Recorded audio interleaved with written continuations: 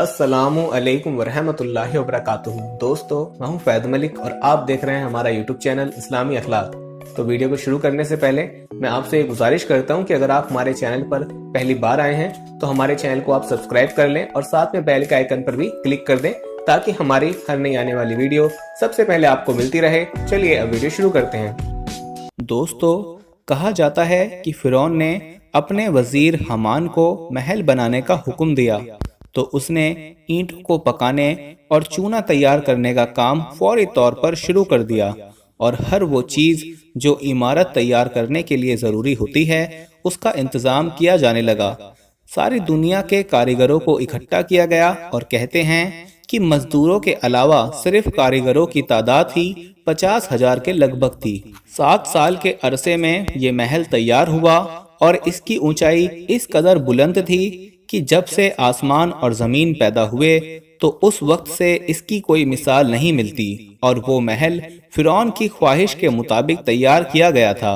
لیکن دوستو، آخرکار یہی وہ محل ثابت ہوا کہ جس کے ذریعے فرعون کی قوم پر عذاب نازل کیا گیا، اور اللہ نے یہ ثابت کیا کہ وہ موسیٰ کو فرعون کے گھر پر رکھتا ہے اور پھر وہیں پر پرورش دلاتا ہے، اور وہی موسیٰ جب اللہ کا نام لیتا ہے تو فرعون کی موت اور اس کے زوال کا وقت شروع ہو جاتا ہے۔ دوستو، آج کی ویڈیو میں فرعون کے محل کے کچھ خفیہ راستوں کے متعلق آپ کو آگاہ کریں گے، لہٰذا ویڈیو کو آخر تک ضرور دیکھیے گا۔ اور آگے بڑھنے سے پہلے تمام دیکھنے والوں کو ہم یہ بھی بتانا چاہتے ہیں کہ ہمارے پاس بہت سارے ای میلز اور میسج آ رہے تھے کہ ہمیں شوگر کی دوائی بتائیے۔ تو اگر آپ کو شوگر کی بیماری ہے یا دھات کی بیماری ہے یا مردانہ طاقت سے ریلیٹڈ کوئی بھی بیماری ہے تو ہمارے پاس ان سب بیماریوں کی دوائی موجود ہے، جس سے آپ کی بیماری گارنٹی سے جڑ سے ختم ہو جائے گی۔ آپ کو صرف یہ دوائی ایک باری منگانی ہوگی، ایک بار سے آپ کی دوائی سے آپ کی جو بیماری ہے وہ جڑ سے ختم ہو جائے گی انشاءاللہ۔ ہمارے جو عالم ہیں انہوں نے اس دوائی پر پڑھائی کی ہے، وظائف کیے ہیں۔ تو اگر آپ دوائی منگوانا چاہتے ہیں تو ہم کوریئر سے آپ کے پاس دوائی بھیج دیں گے۔ دوائی کے پرائس بھی زیادہ ہائی نہیں ہیں۔ دوائی منگوانے کے لیے آپ اسکرین پر دیے گئے نمبر پر واٹس ایپ کر کے دوائی آرڈر کر سکتے ہیں، اور زیادہ جانکاری کے لیے آپ واٹس ایپ پر میسج کریں۔ دوستو، فرعون کے محل کو اس کی خواہش کے مطابق تیار کیا گیا، اور جب وہ اس سے فارغ ہوا تو یہ حضرت موسیٰ علیہ السلام پر شاخ گزرا، اور آپ کو اس حوالے سے بہت دلی صدمہ پہنچا۔ بس اللہ نے موسیٰ علیہ السلام کی طرف وحی بھیجی کہ اس کو ترک کر دو، اس کے بارے میں مت سوچو، کیونکہ میں اسے ایک لمحے میں برباد کر دوں گا۔ فرعون اور اس کے خاص لوگ محل کی چھت پر چڑھ کر آسمان کی طرف تیر پھینکنے لگے۔ جب وہ تیر واپس آئے تو وہ خون آلودہ تھے۔ یہ دیکھ کر فرعون اور اس کے ساتھی کہنے لگے کہ ہم نے موسیٰ کے رب کو قتل کر دیا ہے۔ معاذ اللہ۔ اللہ نے جبرائیل علیہ السلام کو حکم دیا تو انہوں نے اپنا پر مار کر اس محل کے 3 ٹکڑے کر دیے۔ ان میں سے ایک ٹکڑا سمندر میں گرا، ایک ٹکڑا ہندوستان میں، اور ایک ٹکڑا مغرب میں جا گرا۔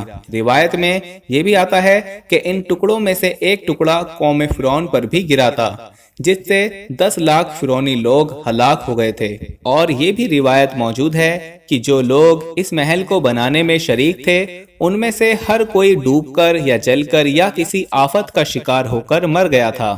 اللہ نے فرعون کا محل طلوع فجر اور طلوع آفتاب کے درمیانی وقت میں تباہ کر دیا۔ جب فرعون نے دیکھا اور اپنا باطل ہونا اسے معلوم ہوا تو اس نے موسیٰ علیہ السلام کے خلاف جنگ شروع کر دی۔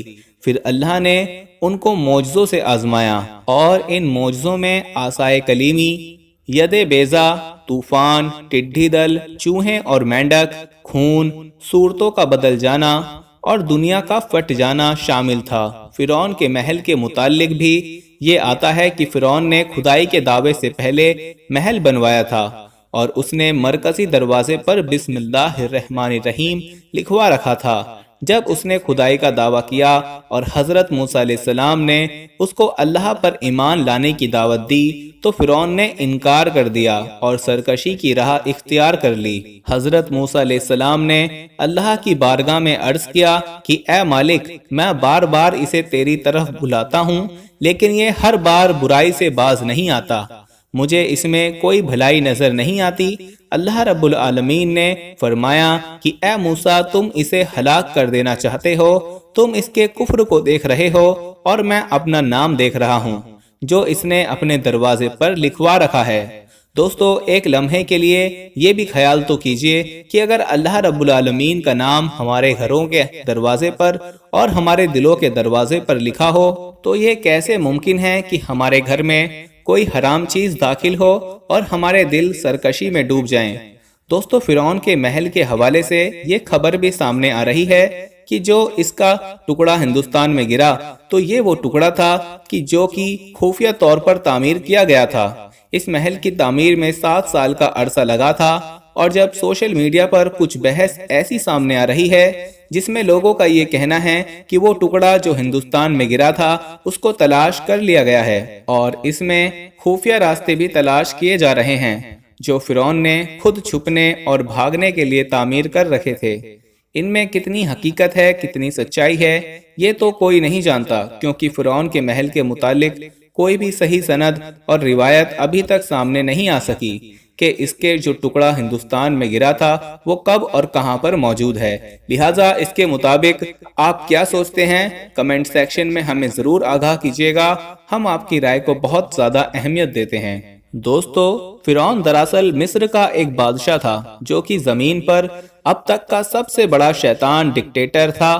وہ بہت ہی خودغرض اور متکبر انسان تھا، سب سے بدتمیزی سے پیش آتا تھا، بہت ہی ظالم بادشاہ تھا۔ اس نے کئی سال تک لوگوں پر حکمرانی کی اور اپنے ظلم و ستم کی وجہ سے وہ بہت مشہور ہوا۔ اس کی ایک بیوی تھی جن کا نام حضرت آسیہ رضی اللہ تعالی عنہ تھا، جو کہ ایمان لے آئی تھیں، اور اس کے علاوہ فرعون کی اپنی کوئی اولاد نہ تھی۔ وہ زمانے کے لوگوں سے خود کو تسلیم کروانے کی کوشش کرتا اور پھر انہیں مجبور کرتا ہے کہ وہ اس کی پوجا کریں۔ فرعون انسان اور دیوتا کے درمیانی راستے کے طور پر خود کو پیش کرتا تھا۔ فرعون کی قوم کو بنی اسرائیل کہا جاتا تھا اور یہ اس قوم پر حکومت کرتا تھا۔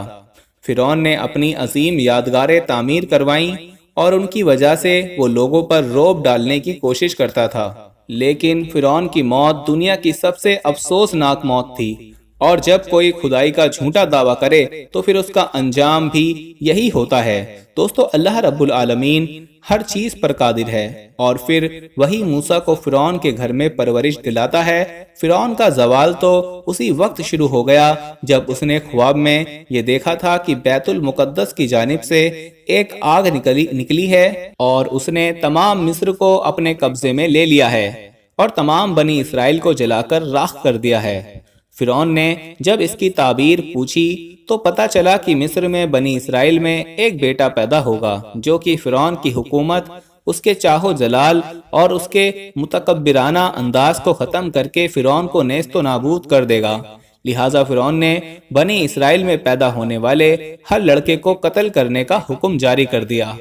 حضرت موسیٰ علیہ السلام کی والدہ نے حضرت موسیٰ علیہ السلام کو فرعون کے ڈر سے صندوق میں بند کیا اور پانی میں ڈال دیا۔ پھر اللہ رب العالمین سے دعا کی کہ اے مالک، تو میرے بیٹے کی حفاظت کرنا، اور وہ مالک تو پھر جب چاہے تو حق کو باطل کے گھر میں پرورش دلاتا ہے، اور ایسا ہی موسیٰ علیہ السلام کے ساتھ ہوا۔ موسیٰ علیہ السلام کو فرعون کی بیوی حضرت آسیہ رضی اللہ تعالی عنہ نے پانی سے نکالا اور اپنے بیٹے کے طور پر اپنے گھر میں رکھ لیا۔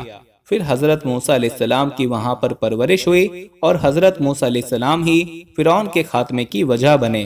دوستو، امید کرتے ہیں کہ آج کی یہ ویڈیو آپ کو پسند آئی ہوگی۔ اگر پسند آئی ہے تو اس کو لائک کریں تاکہ ہم ایسی ہی اور ویڈیو آپ کے لیے لاتے رہیں، اور اپنے قریبی لوگوں میں شیئر ضرور کریں۔ اب ملتے ہیں اپنی اگلی ویڈیو میں، تب تک کے لیے مجھے اجازت دیجیے۔ فی امان اللہ۔